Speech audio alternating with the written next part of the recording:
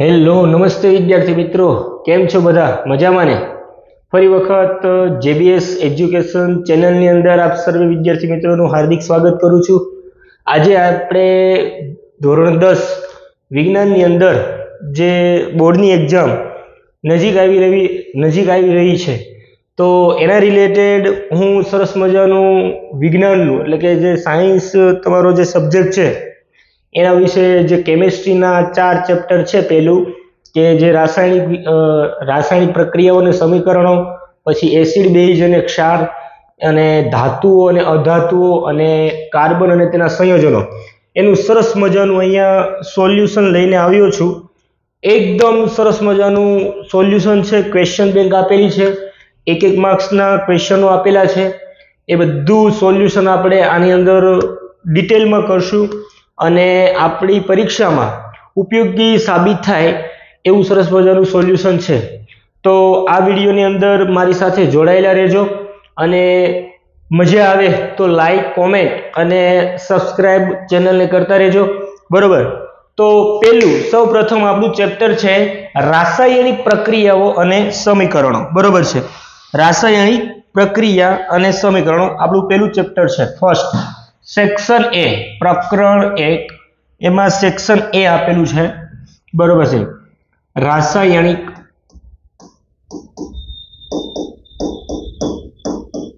પ્રક્રિયાઓ અને સમીકરણો, આવું ચેપ્ટરનું નામ છે બાળકો, બરોબર છે? હવે સૌપ્રથમ આપણે પહેલા એ સમજીએ કે રાસાયણિક પ્રક્રિયા કહેવાય કોને. તો રાસાયણિક પ્રક્રિયાની અંદર આપણા રોજિંદા જીવનમાં આપણી આજુબાજુ ઘણી બધી રાસાયણિક પ્રક્રિયાઓ થતી હોય છે.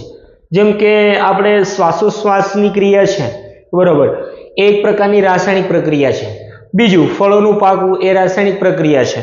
પછી કોઈ પણ લાકડું છે, દહનની પ્રક્રિયા છે, એક પ્રકારે રાસાયણિક પ્રક્રિયા છે.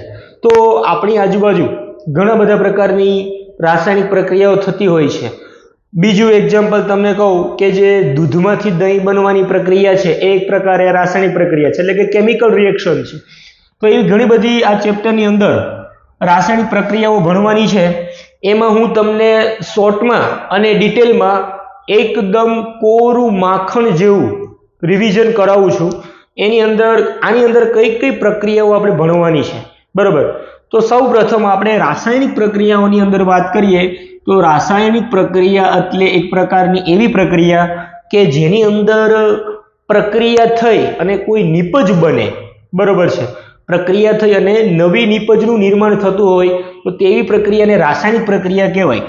તમે આવું ભણી ગયા છો કે કોઈ પણ પ્રક્રિયક હોય, બરોબર છે, અને એ પ્રક્રિયા કરે ત્યારે નિપજ બને છે.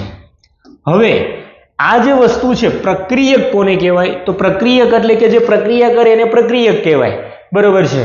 અને આજે મેં તીરની નિશાની બતાવેલી છે એ ડાયરેક્શન એટલે કે દિશા બતાવે છે, જે પ્રક્રિયા થાય છે એની દિશા બતાવે છે, અને અંતે આપણે શું મળે છે? નિપજ મળે છે, એટલે કે નવી પ્રોડક્ટ બને છે, બરોબર? એટલે એની અંદર એના ગુણધર્મો જે છે, બરોબર, એ બધા ચેન્જ થઈ જશે, બદલાઈ જશે. રેડી? તો આ રાસાયણિક પ્રક્રિયા છે એની અંદર મહત્વની વસ્તુ એ છે કે ફેરફાર બે પ્રકારના હોય. ભૌતિક ફેરફાર હોય એટલે કે ફિઝિકલ ચેન્જીસ, અને રાસાયણિક ફેરફાર એટલે કે કેમિકલ ચેન્જીસ. એટલે બે પ્રકારના ફેરફાર થતા હોય છે રસાયણ વિજ્ઞાનની અંદર. તો સરસ મજાનું પહેલું ચેપ્ટર છે, એની અંદર આપણે અલગ અલગ સમીકરણો જોવાના છે, પ્રક્રિયાઓ જોવાની છે, બરોબર છે? તો એની અંદર હું તમને ટૂંકું અને ટચ સરસ મજાનું રિવિઝન કરાવું છું. એમાં સૌપ્રથમ પહેલી પ્રક્રિયા તમારી આવે છે, અહીંયા ધ્યાન આપજો. પહેલી પ્રક્રિયાનું નામ છે કે આવી છે, પહેલું નામ છે સંયોગીકરણની પ્રક્રિયા. સંયોગીકરણની પ્રક્રિયા, બરોબર છે? જેમને ઇંગ્લિશમાં કહેવામાં આવે છે કોમ્બિનેશન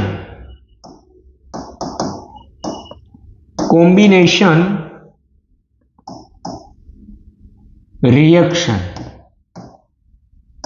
બરાબર છે. કોમ્બિનેશન રિએક્શન, સંયોગીકરણની પ્રક્રિયા કોને કહેવાય એ હું હમણાં કહું છું તમને. બીજું નામ છે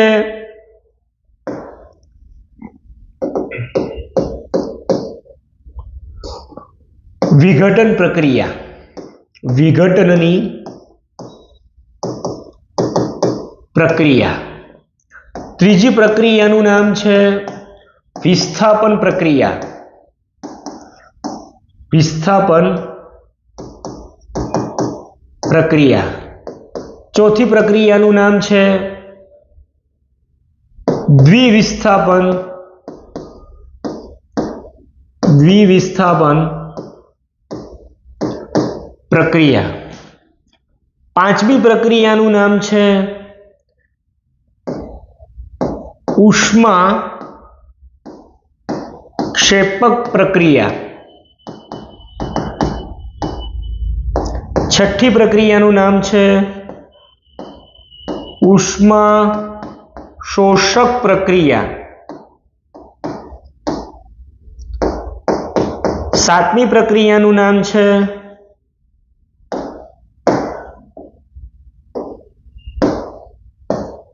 ઓક્સિડેશન પ્રક્રિયા. આઠમી પ્રક્રિયાનું નામ છે રિડક્શન પ્રક્રિયા. નવમી પ્રક્રિયાનું નામ છે રેડોક્સ પ્રક્રિયા. ઓકે, બસ આટલી પ્રક્રિયાઓ આપણે ડિટેલમાં ભણવાની છે. આની અંદર આ સંયોગીકરણની પ્રક્રિયા એટલે કે કોમ્બિનેશન રિએક્શન, બરોબર છે, ઇંગ્લિશ નામ છે વિઘટન પ્રક્રિયા એટલે ડીકમ્પોઝિશન. Decomposition reaction. ઓકે, ત્યાર પછી ત્રીજી છે વિસ્થાપન એટલે કે ડિસ્પ્લેસમેન્ટ રિએક્શન. Displacement reaction. ચોથી પ્રક્રિયા છે દ્વિવિસ્થાપન એટલે કે double displacement reaction. Double displacement reaction.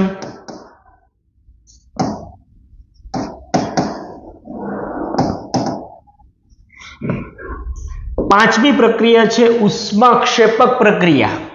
ઉષ્માક્ષેપક પ્રક્રિયા એટલે એક્ઝોથર્મિક રિએક્શન. Exothermic reaction. ઉષ્મા શોષક પ્રક્રિયા એટલે એન્ડોથર્મિક. એન્ડોથર્મિક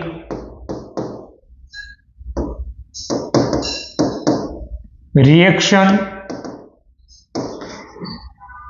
ઓક્સિડેશન પ્રક્રિયા. ઓક્સિડેશન પ્રક્રિયા.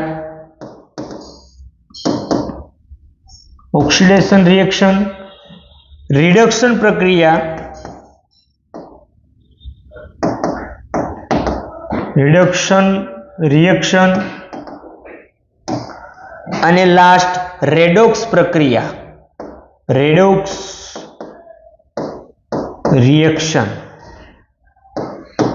હવે બાળકો આપણે આ ચેપ્ટરની અંદર રાસાયણિક પ્રક્રિયા છે એની અંદર ડિટેલમાં આજે 9 રિએક્શન મેં તમને લખાવેલી છે. પહેલી સંયોગીકરણની પ્રક્રિયા એટલે એની અંદર શું થાય, એની વ્યાખ્યા શું થાય એ તમને ટૂંકું અને શોર્ટમાં તમને વાત કરી દઉં. વિઘટન પ્રક્રિયા કોને કહેવાય, વિસ્થાપન પ્રક્રિયા કોને કહેવાય, દ્વિવિસ્થાપન પ્રક્રિયા કોને કહેવાય, ઉષ્મા ક્ષેપક પ્રક્રિયા કોને કહેવાય, ઉષ્મા શોષક પ્રક્રિયા કોને કહેવાય, ઓક્સિડેશન પ્રક્રિયા કોને કહેવાય, રિડક્શન પ્રક્રિયા કોને કહેવાય અને રેડોક્સ પ્રક્રિયા કોને કહેવાય. બરોબર, આ બધી પ્રક્રિયાઓ વિશે હું તમને શોર્ટમાં એની વ્યાખ્યા શું થાય અને એનું સમીકરણ કઈ રીતે બનાવી શકાય એ તમને શોર્ટમાં કહી દઉં.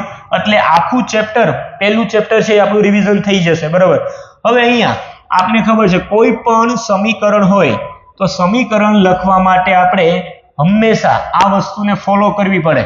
હંમેશા પ્રક્રિયક હોય એ તીરની લેફ્ટ સાઈડ હોય અને નિપજ હોય એ આ તીર છે એની રાઈટ સાઈડ હોય છે, બરોબર. અને અહીંયા દળ સંચયના નિયમ પ્રમાણે પ્રક્રિયક અને નિપજ બંનેને સંતુલનમાં પણ કરવા પડે, એટલે કે કોઈ પણ રાસાયણિક સમીકરણ મળે એને બેલેન્સ કરવું પડે, સંતુલિત કરવું પડે, બરોબર છે. તો સૌ પ્રથમ આપણી પહેલી રિએક્શન છે, પહેલી પ્રક્રિયા છે સંયોગીકરણની પ્રક્રિયા. તો એની વ્યાખ્યા થશે બાળકો કે કોઈ પણ બે કે તેથી વધુ પ્રક્રિયકો એટલે કે જે પ્રક્રિયા કરે એને પ્રક્રિયકો કહેવાય. બે કે તેથી વધારે પ્રક્રિયકો જોડાઈને કોઈ એક જ નિપજનું નિર્માણ કરે તો તેવી પ્રક્રિયાને સંયોગીકરણની પ્રક્રિયા કહેવાય, એટલે કે કોમ્બિનેશન રિએક્શન કહેવામાં આવે છે, બરોબર છે બાળકો. બે કે તેથી વધુ પ્રક્રિયકો એટલે તમે અહીંયા આવી રીતે લઈ શકો છો, અહીંયા ધ્યાન આપજો. આવી રીતે માની લો કે બે કે તેથી વધારે પ્રક્રિયકો મારી પાસે છે. કોઈ એ પ્રક્રિયક છે પ્લસ બી પ્રક્રિયક છે. આ બંને એકબીજા સાથે જોડાય, કોમ્બિનેશન એટલે કે જોડાવું, બરોબર છે. તો મને ફાઇનલ નિપજ મળે છે AB.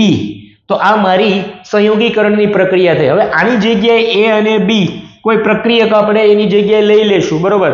પછી આપેલું છે વિઘટનની પ્રક્રિયા, બરોબર. તો વિઘટન પ્રક્રિયા છે એક પ્રકારની ઉષ્મીય વિઘટન કહેવાય, થર્મોડાયનેમિક રિએક્શન પણ કહેવાય. શા માટે? કારણ કે કોઈ પણ પદાર્થ હોય એનું વિઘટન કરવું હોય, એટલે કે એનું ડીકમ્પોઝિશન કરવું હોય, એને તોડવું હોય, તો એના માટે ટેમ્પરેચર એટલે કે તાપમાનની જરૂર પડે. તો એ એક પ્રકારની ઉષ્માની જરૂર પડતી હોવાથી એને વિઘટનની પ્રક્રિયા પણ કહેવામાં આવે છે, બરોબર. તો વિઘટન પ્રક્રિયા એટલે શું? તો કોઈ એક પ્રક્રિયક છે, બરોબર, કોઈ એક પ્રક્રિયક એને ઉષ્મા આપવાથી વધુ એટલે કે 1 થી 2 નિપજો મળતી હોય તો તેવી પ્રક્રિયાને વિઘટનની પ્રક્રિયા કહેવામાં આવે છે, બરોબર. તો એનું હું તમને ઉદાહરણ આપું કે મારી પાસે કોઈ A, B અને C એક ABC પ્રક્રિયક છે, બરોબર છે. હવે આને હું ગરમી આપું છું, જ્યારે ડેલ્ટા લખેલો છે તીરની ઉપર એ હીટ છે, બરોબર છે. ટેમ્પરેચર મારે કોઈ પણ વસ્તુનું બતાવવું હોય કે હું આને ઉષ્મા આપું છું, ગરમી આપું છું, બરોબર. તો અહીંયા ડેલ્ટાની નિશાની આપણે બતાવીએ છીએ. તો ABC ને હું હીટ આપું છું, ગરમી આપું છું, તો આનું વિઘટન થશે A plus B plus C, એટલે કે 3 નિપજ મળે છે મને, બરોબર છે. મારી પાસે પદાર્થ સંયોજન તો એક જ હતું, મેં એને ગરમી આપી 373 કેલ્વિન, બરોબર છે. જેટલી ટેમ્પરેચર મેં એને આપ્યું તો મારી પાસે 3 નિપજ મને મળી, A plus B plus C, બરોબર. તો આ થઈ ગઈ વિઘટનની પ્રક્રિયા. હવે વિસ્થાપન પ્રક્રિયા. તો વિસ્થાપન પ્રક્રિયા કોને કહેવાય? તો વિસ્થાપન પ્રક્રિયાની અંદર બાળકો આપણે સૌ પ્રથમ વિસ્થાપન એટલે એક સ્થાન બદલવું, બરોબર છે. કે કોઈ પણ સંયોજન આપેલું હોય, બરોબર, એ સંયોજનની રચના હું તમને એવી વાત કરું કે અહીંયા આપણી પાસે HCl હાઇડ્રોક્લોરિક એસિડ છે, બરોબર. તો એની અંદર હાઇડ્રોજન છે એ પ્લસ વીજભાર ધરાવે છે, ક્લોરીન છે એ માઇનસ વીજભાર ધરાવે છે. એટલે આ એક આખું હાઇડ્રોક્લોરિક એસિડનું જે સંયોજન છે એ ધન વીજભારિત હાઇડ્રોજન અને ઋણ વીજભારિત ક્લોરીન એનું બનેલું સંયોજન છે, બરોબર. તો એનું વિસ્થાપન થશે. એટલે અહીંયા વિસ્થાપન પ્રક્રિયાની અંદર આપણે એની વ્યાખ્યા એવી બને કે સૌથી વધુ સક્રિય ધાતુ હોય એ ઓછી સક્રિય ધાતુનું વિસ્થાપન કરે તો તેવી પ્રક્રિયાને વિસ્થાપનની પ્રક્રિયા કહેવાય, એટલે કે ડિસ્પ્લેસમેન્ટ રિએક્શન કહેવાય, બરોબર છે. ડિસ્પ્લેસમેન્ટ રિએક્શન કહેવામાં આવે છે. તો સૌથી સક્રિય ધાતુ એટલે કે રિએક્ટિવ મેટલ આપણે આ જે રસાયણ વિજ્ઞાન છે એમાં ત્રીજું ચેપ્ટર છે ધાતુ અને અધાતુ, એની અંદર ભણી ગયા, બરોબર છે. કે સૌથી વધારે સક્રિય ધાતુ હોય તો એ પોટેશિયમ છે, બરોબર છે. પછી સોડિયમ છે, પછી કેલ્શિયમ છે, પછી મેગ્નેશિયમ છે, પછી एल्यूमिनियम है बराबर है। केदारनाथ का माली आलू जरा जिंक फीका पकाता पीबी है बराबर है। पछी है कॉपर मर्क्यूरी सिल्वर अने गोल्ड। आनो मतलब बाळको एवो थाय potassium sodium calcium magnesium aluminium zinc iron lead एटले के सीसु हाइड्रोजन कॉपर Hg एटले मर्क्यूरी Ag एटले सिल्वर अने Au एटले गोल्ड। हवे आनी अंदर आ शुं छे खबर छे रिएक्टिविटी सीरीज छे। सौथी ऊपर टॉच में शुं आपेलुं छे पोटेशियम के जे सौथी वधारे सक्रिय धातु छे बराबर छे। सौथी वधारे सक्रिय धातु छे। रेडी जेम जेम तमे नीचे आवता जशो एम आ जे तत्वो छे आ एलिमेंट आपेला छे एनी सक्रियता घटती जशे। धीमे धीमे एनी सक्रियता श्रेणी छे ए घटती जशे बराबर छे। એટલે આને યાદ રાખવાની ટ્રીક એવી છે કે કેદારનાથ કા માલી આલू જરા એટલે ઝિંક ફીકા એટલે આયરન પકાતા હે એટલે લેડ Cu એટલે કોપર Hg Au એટલે ગોલ્ડ બરોબર છે। તો આની યાદ રાખવાની ટ્રીક એવી છે કેદાર नाथ का माली आलू जरा फीका पकाता है बराबर है। तो अहींया केदारनाथ केदारनाथ एटले पोटेशियम नाथ एटले सोडियम का एटले कैल्शियम माली एटले मैग्नेशियम आलू एटले एल्यूमिनियम बराबर है। जरा एटले आयर्न आयर्न एटले लोखंड बराबर है एनी संज्ञा है। फीका एटले लेड पीबी सीसु जेने कहेवाय बराबर है। पकाता है एटले हाइड्रोजन अने कॉपर मर्क्यूरी सिल्वर अने चांदी ए सौथी ओછી सक्रिय धातु छे बराबर। तो अहींया जे आ टॉप सौ प्रथम जे 6 आपेली धातु है ए सौथी वधारे सक्रिय धातु है। एना करता ओછી सक्रिय धातु एनी नीचेनी छे हाइड्रोजननी नीचेनी एटले के कॉपर मर्क्यूरी सिल्वर अने गोल्ड बराबर है। आ ओછી सक्रियता धरावती धातुओ छे। तो एना आधारे आ जे सक्रियता श्रेणी है एना आधारे आपणे विस्थापन प्रक्रिया है ए भणवानी छे बराबर। तो एनी अंदर मैं तमने व्याख्या एवी कीधी के सौथी वधारे सक्रिय धातु होय ए ओછી सक्रिय धातुनुं प्रक्रियकमांथी विस्थापन करे एने विस्थापननी प्रक्रिया कहेवाय बरोबर छे। तो अहींया हूँ तमने एक एक्जाम्पल आपूं के अहींया विघटननी अरे सॉरी विस्थापननी प्रक्रिया छे एनी अंदर मारी पासे कोई आवुं एक संयोजन छे ए बी संयोजन छे प्लस सी एक बीजू संयोजन है। रेडी हवे आमांथी आ बंने प्रक्रियको प्रक्रिया करी हवे अहींया बी छे एनुं विस्थापन थई जशे एटले के ए एनी जग्या बदली जशे अने अहींया थई जशे AC प्लस बी आवी आपने निपज मळे छे। तो आनो मतलब एवो थयो के सौथी वधु सक्रिय धातु होय ए ओછી सक्रिय धातुनुं संयोजनमांथी एटले के द्रावणमांथी विस्थापन करे छे।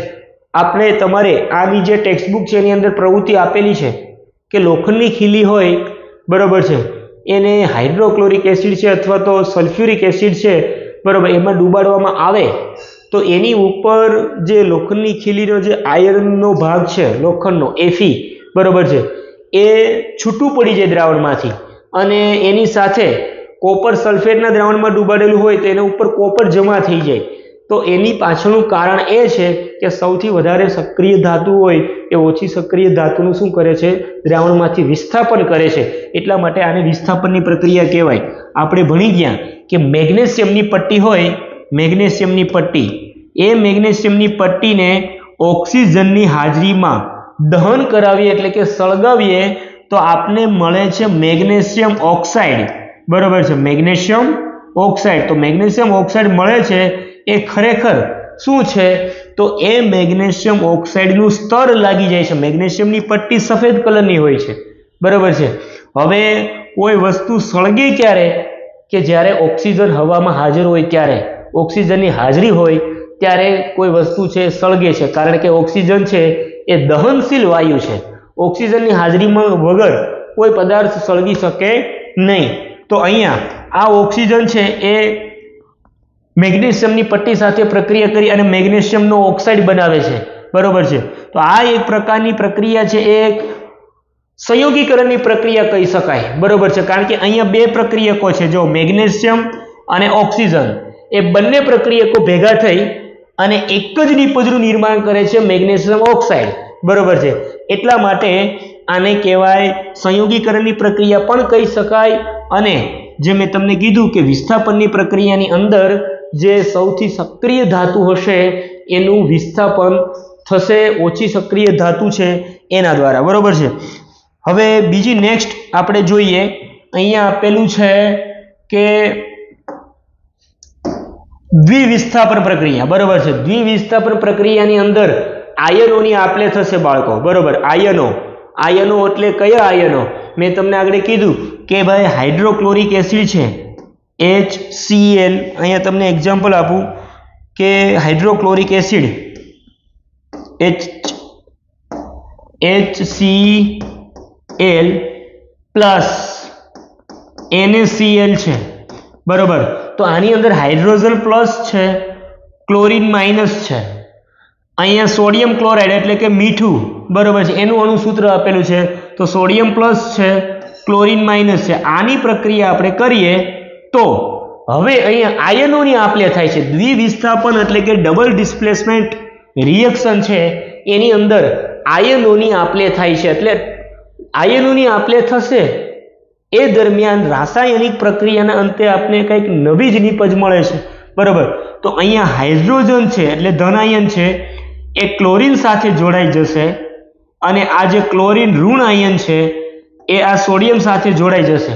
એટલે આપણે અહીંયા વસ્તુ મળે છે, હાઇડ્રોજન જો ક્લોરીન સાથે જોડાય તો આ બાજુ આપણે મળે છે HCl અને અહીંયા ક્લોરીન આની સાથે જોડાય તો મળે છે NaCl, બરોબર છે. એટલે ટૂંકમાં પ્લસ હોય એ માઇનસ સાથે જોડાય અને માઇનસ હોય એ પ્લસ સાથે જોડાય, એટલે આયનો છે એની આપલે થશે. એટલા માટે એ પ્રક્રિયાને દ્વિવિસ્થાપનની પ્રક્રિયા કહેવામાં આવી છે, ડબલ ડિસ્પ્લેસમેન્ટ રિએક્શન કહેવામાં આવી છે, બરોબર. બીજું હવે અહીંયા આપણે ત્યાર પછીની નેક્સ્ટ જે પ્રક્રિયા આપેલી છે એનું નામ છે ઉષ્માક્ષેપક પ્રક્રિયા, બરોબર છે. ઉષ્માક્ષેપક પ્રક્રિયા કોને કહેવાય બાળકો? તો કે જે રાસાયણિક પ્રક્રિયા દરમિયાન ઉષ્મા મુક્ત થતી હોય, બરોબર છે, ઉષ્મા મુક્ત થતી હોય તો તેવી પ્રક્રિયાને ઉષ્માક્ષેપક પ્રક્રિયા કહેવાય. હું તમને એનું એક લાઈવ એક્ઝામ્પલ આપું કે કેલ્શિયમ ઓક્સાઇડ છે, કેલ્શિયમ ઓક્સાઇડ જેનું બીજું નામ છે કળી-ચૂનો, બરોબર છે. કળી-ચૂનો પણ કહેવાય અથવા ક્વિક લાઇન પણ કહેવાય, ક્વિક લાઇન, બરોબર છે.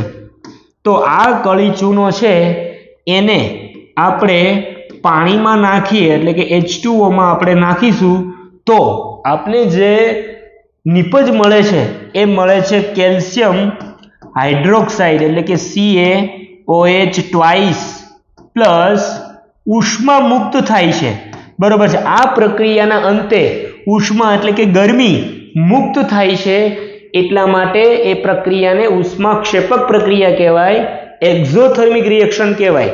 હવે આ પ્રક્રિયાની અંદર આપણે કોઈ પાણી છે એ પાણીનું 10 ml પાણી છે એ કોનિકલ ફ્લાસ્કની અંદર લઈ એની અંદર કેલ્શિયમ ઓક્સાઇડ 1 ચમચી ભરીને નાખીએ, બરોબર, અને થોડી વાર 5 મિનિટ હલાવીએ તો એ રાસાયણિક પ્રક્રિયા થશે એની અંદર અને જે કોનિકલ ફ્લાસ્ક છે એની સપાટી ગરમ થઈ જશે. ગરમ એટલે કે ઉષ્મા ફેંકશે, બરોબર છે, ગરમી ફેંકશે. એટલા માટે એ પ્રક્રિયાને કહેવાય એક્ઝોથર્મિક રિએક્શન, કે જે રાસાયણિક પ્રક્રિયા દરમિયાન ઉષ્મા મુક્ત થતી હોય તેવી પ્રક્રિયાને ઉષ્માક્ષેપક પ્રક્રિયા કહેવામાં આવે છે. બરોબર છે. તો આ એનું લાઈવ એક્ઝામ્પલ મેં તમને આપેલું છે. ત્યાર પછીની ફટાફટ આપણે રિએક્શન જોતા જઈએ અને સમજતા જઈએ. બીજું આપેલું છે ઉષ્મા શોષક પ્રક્રિયા. ઉષ્મા શોષક પ્રક્રિયા કોને કહેવાય બાળકો? તો કે કોઈ પણ પ્રક્રિયક છે, બરાબર છે, એને તોડવા માટે જો ઉષ્માની જરૂર પડતી હોય, એટલે કે કોઈ પદાર્થ દ્વારા ઉષ્માનું શોષણ થતું હોય, ઉષ્મા મેળવાતી હોય, ગરમી મેળવાતી હોય, તો તેવી પ્રક્રિયાને ઉષ્મા શોષક પ્રક્રિયા કહેવાય. હું તમને એનું પણ લાઈવ એક્ઝામ્પલ આપું કે કેલ્શિયમ કાર્બોનેટ છે, જેનું અણુસૂત્ર છે CaCO3, કેલ્શિયમ કાર્બોનેટ. બરોબર છે. હવે આ છે ચૂનાનો પથ્થર, ચૂનાનો પથ્થર. હવે આ ચૂનાનો પથ્થર છે, જે આપણે વ્હાઇટ બોર્ડના ચોક આવે, બરોબર છે, એ ચોક ખરેખર ચૂનાના પથ્થરના બનેલા હોય છે. તો એ કેલ્શિયમ કાર્બોનેટ છે. હવે આને તોડવો હોય તો મારે 273 ડિગ્રી સેલ્સિયસ જેટલું આને હીટ આપવી પડશે, ટેમ્પરેચર આપવું પડશે, એટલે કે ઉષ્મા આપવી પડશે, ઉષ્માની જરૂર પડશે. અહીંયા ઉષ્મા મુક્ત થતી હતી, ઉષ્માક્ષેપક પ્રક્રિયાની અંદર ઉષ્મા મુક્ત થતી હતી. ઉષ્મા શોષક પ્રક્રિયાની અંદર ઉષ્માની શું પડે છે? જરૂર પડે છે.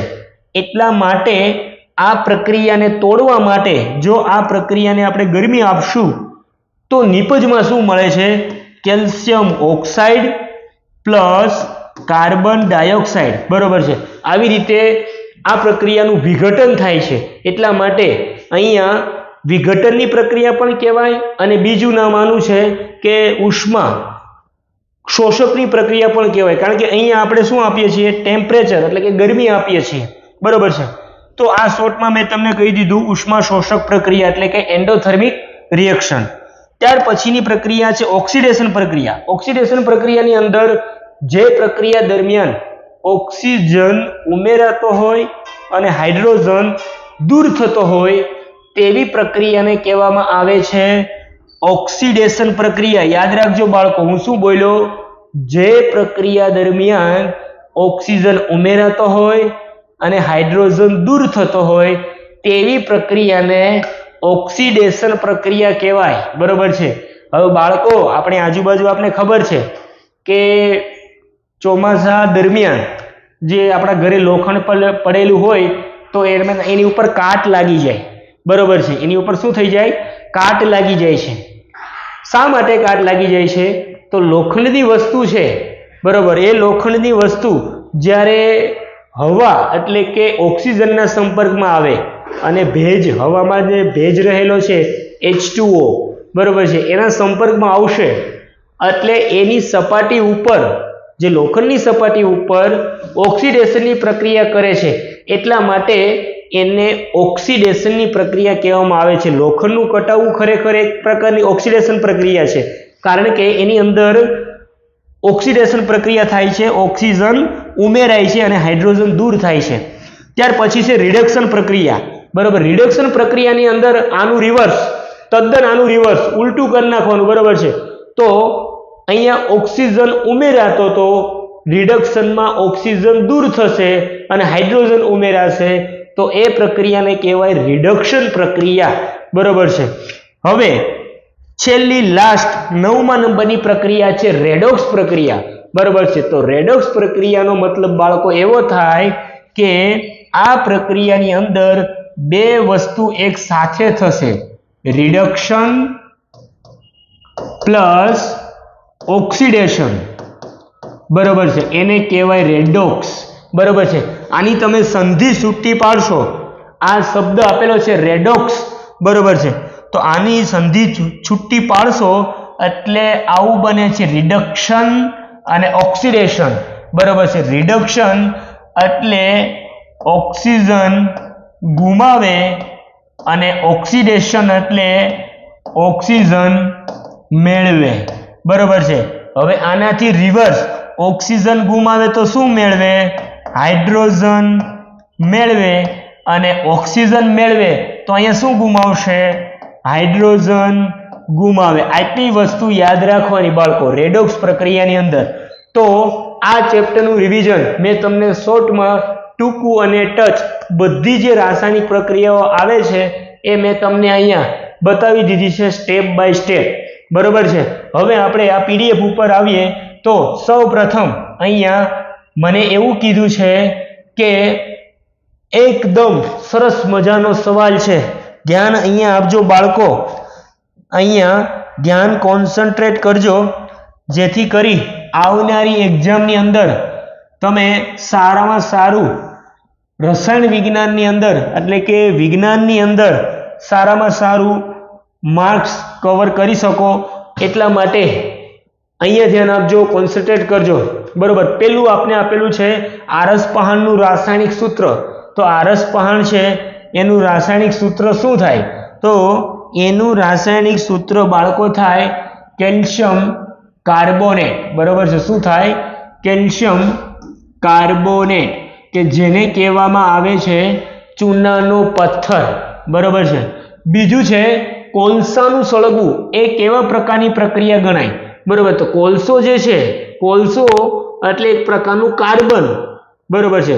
તો કાર્બન છે, કાર્બન એ ઓક્સિજનની હાજરીમાં સળગે એટલે શું બનાવે? Carbon dioxide. તો અહીંયા બે પ્રક્રિયકો ભેગા થઈ એક સિંગલ લીપજ બનાવી તો આ સંયોગીકરણની પ્રક્રિયા છે. તો આનો આન્સર આવશે સંયોગીકરણની પ્રક્રિયા. બરોબર છે. ત્યાર પછી એવું લખ્યું છે, ત્રીજો ક્વેશ્ચન છે ધાતુની સપાટી પર ભેજ, એસિડ વગેરેના હુમલાના કારણે તે ઝાંખી પડે છે તે પ્રક્રિયાને શું કહેવાય? તો અહીંયા બાળકો ઓક્સિડેશન થાય છે, કારણ કે હવામાંનો રહેલો જે ઓક્સિજન છે એ એની સપાટી સાથે શું કરે છે? પ્રક્રિયા કરે છે. એટલે આ પ્રક્રિયાને કહેવામાં આવે છે ઓક્સિડેશન પ્રક્રિયા. ત્યાર પછી કેલ્શિયમ કાર્બોનેટને ગરમ કરતા પ્રક્રિયા કેવા પ્રકારની પ્રક્રિયા કહી શકાય? કેલ્શિયમ કાર્બોનેટ એટલે ચૂનાનો પથ્થર. બરોબર છે. આવું કે છે કેલ્શિયમ કાર્બોનેટ CaCO3 આને ગરમ કરશો, બરોબર, હીટ આપશો એટલે calcium oxide plus carbon dioxide એ બે વસ્તુમાં એનું વિઘટન થઈ જશે. ફાઇનલ પ્રોડક્ટ આપને કેલ્શિયમ ઓક્સાઇડ અને કાર્બન ડાયોક્સાઇડ મળશે. એટલા માટે આ પ્રક્રિયાને કહેવાય ઉષ્મીય વિઘટનની પ્રક્રિયા. બરોબર છે. આન્સર આવશે સી. ત્યાર પછી અહીંયા આપેલું છે Fe2O3 એટલે કે ફેરિક ઓક્સાઇડ પ્લસ એલ્યુમિનિયમ સાથે જો પ્રક્રિયા કરવામાં આવે તો અહીંયા Al2O3 પ્લસ Fe એટલે કે એલ્યુમિનિયમ ઓક્સાઇડ પ્લસ આયરન મળે છે. આ શેનું ઉદાહરણ છે? તો આ ઉદાહરણ બાળકો તમે અહીંયા જોવો છો કે અહીંયા આયર્ન આપેલું છે અને અહીંયા એલ્યુમિનિયમ છે. આ બંનેનું સ્થાન અહીંયા ફરી ગયું. બરોબર છે. તો મેં તમને કીધું હતું કે અહીંયા જે પ્રક્રિયાની અંદર આયનોનું સ્થાન બદલતું હોય તેવી પ્રક્રિયાને શું કહેવામાં આવે છે? બાળકો સરસ મજાનો ક્વેશ્ચન છે. વિસ્થાપન પ્રક્રિયા કહેવામાં આવે છે. બરોબર. વિસ્થાપન થયું. કોનું વિસ્થાપન થયું? તો આયર્ન અને એલ્યુમિનિયમનું વિસ્થાપન થયું. બરોબર છે. કારણ કે આયર્ન કરતા એલ્યુમિનિયમ છે એ સૌથી વધારે સક્રિય ધાતુ છે, રિએક્ટિવ મેટલ છે. એટલા માટે અહીંયા આયર્નની જગ્યા કોને લઈ લીધી? એલ્યુમિનિયમે લઈ લીધી અને એલ્યુમિનિયમ ઓક્સાઇડ બની ગયું. બરોબર. એટલા માટે એનો આન્સર આવશે વિસ્થાપન પ્રક્રિયા. પછી લખેલું છે મેગ્નેશિયમ તેમજ હવામાન ઓક્સિજન વચ્ચેની પ્રક્રિયા થવાથી ખાલી જગ્યા ઉદ્ભવે. હમણાં જ મેં તમને બાળકો કીધું હતું, તમને યાદ હશે કે મેગ્નેશિયમની પટ્ટીને હવા સાથે સળગાવવામાં આવે, બરોબર છે, હવાની હાજરીમાં સળગાવવામાં આવે તો મેગ્નેશિયમ ઓક્સાઇડ બનાવે છે. બરોબર છે. મેગ્નેશિયમની પટ્ટીને હવામાંની હાજરીમાં સળગાવશો તો સફેદ કલરની જ્યોત સાથે, જગારા મારતી જ્યોત સાથે સળગી ઉઠે છે. એટલે આનો આન્સર આપણો આવશે ખાલી જગ્યાની અંદર મેગ્નેશિયમ ઓક્સાઇડ. બરોબર છે. પછી અહીંયા લખેલું છે સમીકરણ પૂર્ણ કરવા ખાલી જગ્યામાં આપેલું છે 6CO2 પ્લસ 12H2O. તો અહીંયા ખાલી જગ્યામાં શું આવશે? બરોબર છે. હવે બાળકો આ જે પ્રક્રિયા છે એ તમે અગાઉના ધોરણમાં ધોરણ 7માં આવે છે. ધોરણ 7ની અંદર આવું આવે છે, જો તમને યાદ હોય તો. બરોબર છે. તમને એમ થતું છે કે સાહેબ ધોરણ 10નું યાદ નથી રહેતું, બરોબર છે, તો ધોરણ 7નું ક્યાંથી યાદ હોય? એ વાત સાચી છે. તો અહીંયા હું તમને બતાવું છું કે આ પ્રક્રિયા જે છે એ એક પ્રકારની જારક શ્વસનની પ્રક્રિયા છે. જારક શ્વસનની પ્રક્રિયાની અંદર આપણે જોયું હતું કે C6H12O6 એટલે આ એક પ્રકારનું ગ્લુકોઝ છે, બરોબર છે, ગ્લુકોઝનું અણુસૂત્ર છે C6H12O6. આને ઓક્સિજનની હાજરીમાં, હવે આપણે કોઈ પણ ખોરાક ખાઈએ છીએ, બરોબર છે, તો એ ખોરાકની અંદર શું હોય છે? ગ્લુકોઝ હોય છે, ગ્લુકોઝ. અને આપણે શ્વાસોશ્વાસની ક્રિયા દ્વારા શ્વાસમાં ઓક્સિજન લઈએ છીએ ત્યારે ગ્લુકોઝનું શું થાય છે? વિઘટન થાય છે. અને વિઘટન થઈ આપણા શરીરમાં પણ રાસાયણિક પ્રક્રિયા થાય છે. તો આપણા શરીરમાં જે રાસાયણિક પ્રક્રિયા થાય છે એ કઈ રીતે થાય છે? તો આ ગ્લુકોઝના અણુઓ તૂટે છે ઓક્સિજનની હાજરીમાં, બરોબર છે. તો શું બને છે? તો કાર્બન ડાયોક્સાઇડ બને છે, પ્લસ પાણી બને છે, પ્લસ એટીપી. એટીપી એટલે એક પ્રકારની ઉર્જા છે જેનું આખું નામ છે એડિનોસાઇન ટ્રાઇફોસ્ફેટ. તો આ આપણા શરીરમાં ઉત્પન્ન થાય છે, બરોબર છે. તમે ધોરણ 9માં ભણી ગયા ને, આપણે જે કોષ આપણા શરીરનો કોષ છે એ કોષની અંગિકા છે કણાભસૂત્ર, બરોબર છે, જે આપણું પાવર હાઉસ કહેવાય, આપણા શરીરનું પાવર હાઉસ, કે એની અંદર ઉર્જા છે એ એટીપી સ્વરૂપે સંગ્રહ થાય છે, બરોબર છે. તો આ એક પ્રકારની ઉર્જા છે, આમાંથી મુક્ત થાય છે. તો આ એક પ્રકારની ઉર્જા મુક્ત કરતી હોવાથી આપણું જે શ્વસનની ક્રિયા છે એને ઉષ્માક્ષેપકની પ્રક્રિયા પણ કહેવામાં આવે છે. એક્ઝોથર્મિક રિએક્શન પણ કહેવામાં આવે છે. મેં તમને આગળ રિએક્શનમાં બતાવ્યું હતું, બરોબર છે. તો અહીંયા ખરેખર આવશે શું ખાલી જગ્યામાં? તો આ ખાલી જગ્યામાં આવશે ગ્લુકોઝ C6H12O6, બરોબર છે. પછીનો ક્વેશ્ચન આપેલો છે કે મિથેનના દહનથી ખાલી જગ્યા વાયુઓ ઉત્પન્ન થાય. મિથેનનું અણુસૂત્ર છે CH4, બરોબર છે. આ મિથેન છે એ ગેસ છે, એક પ્રકારનું વાયુ સ્વરૂપે છે, બરોબર છે. શેમાં હોય છે? બાયોગેસમાં હોય. બાયોગેસ પછી છે એલપીજી, સીએનજી જેવા ગેસ હોય એની અંદર મિથેન હોય છે, મિથેન ગેસ.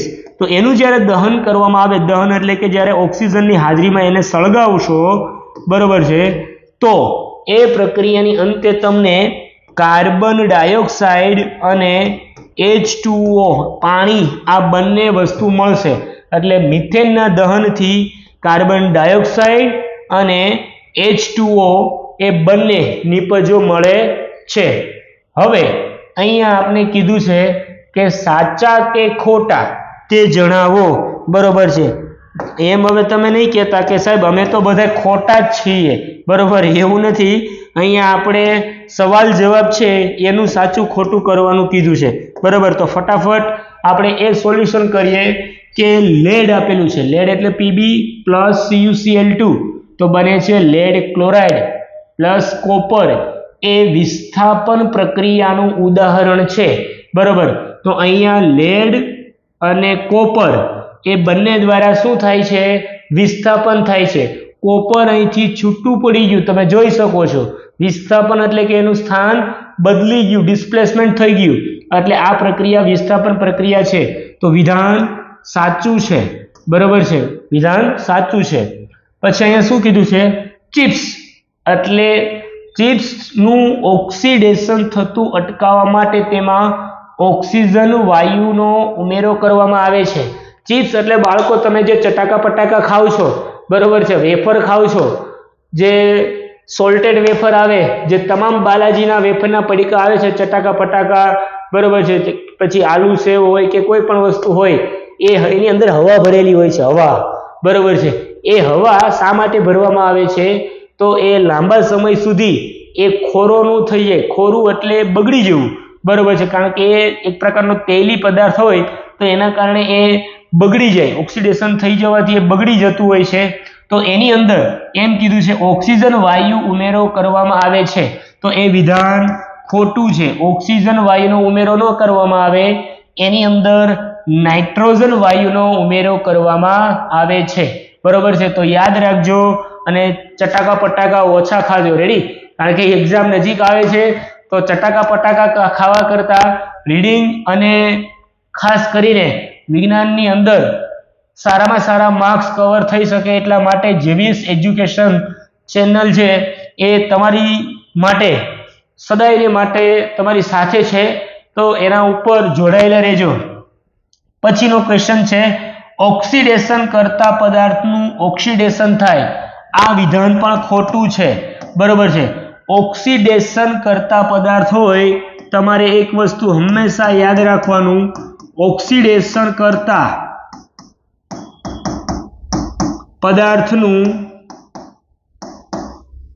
રિડક્શન થાય, હંમેશા રિડક્શન થાય. અને બીજો એક સવાલ યાદ રાખવાનું કે રિડક્શન કરતા પદાર્થનું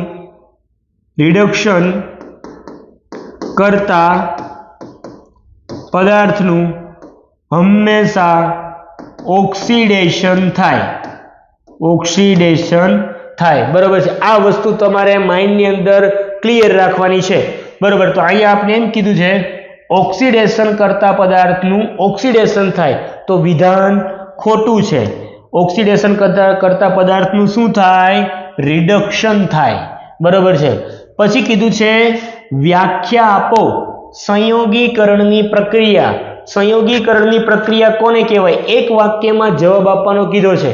તો સંયોગીકરણની પ્રક્રિયા એટલે મેં તમને કીધું બાળકો કે એક અથવા બે કે ત્રણથી વધારે પ્રક્રિયકો જોડાઈને કોઈ એક જ નિપજ બનાવે તો એને સંયોગીકરણની પ્રક્રિયા કહેવાય. હું તમને એક્ઝામ્પલ આપી દઉં કે કાર્બન છે, ઓક્સિજનની હાજરીમાં સળગાવવામાં આવે તો કાર્બન ડાયોક્સાઇડ બને છે. અહીંયા પ્રક્રિયકો કેટલા છે? બે. બરોબર છે. એમાંથી નિપજ કેટલી મળી આપણે? એક જ, કાર્બન ડાયોક્સાઇડ. તો આ સંયોગીકરણની પ્રક્રિયાનું ઉદાહરણ છે. પછી H2 એટલે કે હાઇડ્રોજન ગેસ છે, એને ઓક્સિજન ગેસ સાથે પ્રક્રિયા કરાવીએ તો આપને મળે છે H2O, જે લિક્વિડ ફોર્મમાં મળે છે. બરોબર. અહીંયા તમે જુઓ આ બંને ગેસ ફોર્મમાં છે, અહીંયા લિક્વિડ સ્વરૂપમાં ટ્રાન્સફર થઈ જાય છે. બરોબર. તો રાસાયણિક પ્રક્રિયાના અંતે પદાર્થની ભૌતિક અવસ્થા પણ બદલાઈ જાય છે. ઘન, પ્રવાહી, વાયુ એટલે કે સોલિડ, લિક્વિડ અને ગેસ એમાં રૂપાંતરણ થઈ જાય છે. બરોબર છે. તો અહીંયા આપણે આ જે સંયોગીકરણ છે એની વ્યાખ્યા મેં તમને કહી દીધી. ત્યાર પછીનો 13મા નંબરનો સવાલ છે કે MnO2 એટલે કે મેંગેનીઝ ઓક્સાઇડ અને હાઇડ્રોક્લોરિક એસિડ, એની અંદર તમે જુઓ મેંગેનીઝ ઓક્સાઇડ હતું, એમાંથી અહીંયા મેંગેનીઝ ક્લોરાઇડ બની ગયું, એટલે ઓક્સિજન અહીંથી જતો રહ્યો, ઓક્સિજન ગુમાવે તો એને રિડક્શન કહેવાય. શું કહેવાય? ઓક્સિજન ગુમાવે તો એને રિડક્શન કર્યું કહેવાય. તો રિડક્શન કરતા પદાર્થનું શું થાય? ઓક્સિડેશન. બરોબર છે. તો અહીંયા MnO2 છે, MnO2 એ ઓક્સિડેશન કરતા પદાર્થ છે. બરોબર છે. આ ખાસ યાદ રાખજો, આપણે એ જ ઓળખવાનું કીધું છે. હું તમને હજી એક વખત રિપીટ કરાવું છું. MnO2 એમાં મેંગેનીઝ ઓક્સાઇડમાંથી ઓક્સિજન અહીંયા જતો રહ્યો, જુઓ મેંગેનીઝ ક્લોરાઇડ બની ગયું. બરોબર છે. તો અહીંયા ઓક્સિજન ગુમાવ્યો, તો ઓક્સિજન ગુમાવે એને શું કહેવાય? રિડક્શન. બરોબર. અને રિડક્શન પદાર્થ હોય એનું શું થાય? ઓક્સિડેશન કરતા. બરોબર છે. ઓક્સિડેશન કરતાનું રિડક્શન થાય, એટલે રિડક્શન થાય એટલે એ ઓક્સિડેશન કરતા તરીકે કોણ આવે? Manganese oxide. અને રિડક્શન કરતા પદાર્થ ઓળખવો છે તો અહીંયા હાઇડ્રોક્લોરિક એસિડ છે HCl, એમાં HCl માં H ગુમાવે છે. જો અહીંયા H ગુમાવે છે અને હાઇડ્રોજન મેળવે છે, એટલે આણે ઓક્સિડેશન કર્યું, ઓક્સિજન મેળવ્યો. બરોબર છે. અહીંયા ઓક્સિજન મેળવ્યો એટલે ઓક્સિડેશન થયું. તો ઓક્સિડેશન થયું તો ઓક્સિડેશન કરતા પદાર્થનું શું થાય? રિડક્શન. બરોબર છે. તો HCl એ રિડક્શન કરતા છે, રિડક્શન કરતા પદાર્થ છે, બરોબર છે. તો અહીંયા MnO2 ઓક્સિડેશન કરતા છે અને HCl એ રિડક્શન કરતા પદાર્થ છે. તો સરસ મજાનું હું તમારી સાથે એક કોરા માખણ જેવું વિજ્ઞાનનું ચેપ્ટર 1 નું સોલ્યુશન લઈને આવ્યો છું, બરોબર છે. તો જોતા રહેજો બાળકો. લાસ્ટ ક્વેશ્ચન આપણો છે, કળી ચૂનાના કોઈ પણ બે ઉપયોગો જણાવો. કળી ચૂનો, બરોબર છે બાળકો. કળી ચૂનો છે એનું રાસાયણિક સૂત્ર શું થાય? કેલ્શિયમ ઓક્સાઇડ, બરોબર છે. આને જ કહેવાય કળી ચૂનો, બરોબર છે. આનું બીજું નામ છે ક્વિક લાઇમ, બરોબર છે, ક્વિક લાઇમ. તો આ કળી ચૂનો છે એનો ઉપયોગ દિવાલ ધોળવા માટે થાય. દિવાલ ધોળવી એટલે કે દિવાલને રંગવા માટે, બરોબર છે. દિવાલ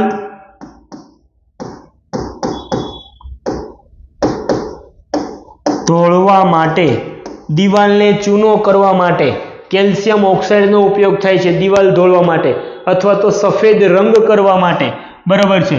દિવાલ ધોળવા માટે પણ લખી શકો અને સફેદ રંગ કરવા માટે, બે જ ઉપયોગો કીધા છે, કારણ કે 1-2 વાક્યના સવાલ જવાબ છે. રેડી?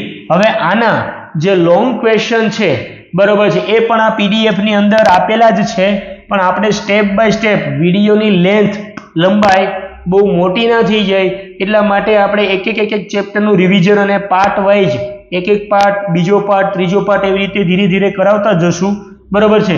તો આ સરસ મજાનું કોરા માખણ જેવું અહીંયા સુધી મેં ચેપ્ટર 1 નું તમને સોલ્યુશન કરાવેલું છે. હવે આગળના લેક્ચરની અંદર, નેક્સ્ટ લેક્ચરની અંદર એટલે કે પાર્ટ 2 ની અંદર આપણો જે ચેપ્ટર 2 છે એસિડ, બેઝ અને ક્ષાર, બરોબર છે, એનું સોલ્યુશન આપણે કરીશું. તો મારી જે ચેનલ છે JBS એજ્યુકેશન ચેનલ, એની અંદર જોડાયેલા રહેજો અને સૌથી વધારે બાળકોને જોડતા રહેજો. તમારા જે મિત્ર હોય, ફ્રેન્ડ હોય એને જોડતા રહેજો અને સારામાં સારા માર્ક્સ સાથે બોર્ડમાં તમે બધા પાસ થાઓ અને સારું એવું રિઝલ્ટ લાવો, બરોબર છે. એવા એડવાન્સમાં હું તમને બેસ્ટ ઓફ લક કહી દઉં છું અને ભણવામાં અને રીડિંગમાં ધ્યાન આપજો. થેન્ક યુ વિદ્યાર્થી મિત્રો, થેન્ક યુ.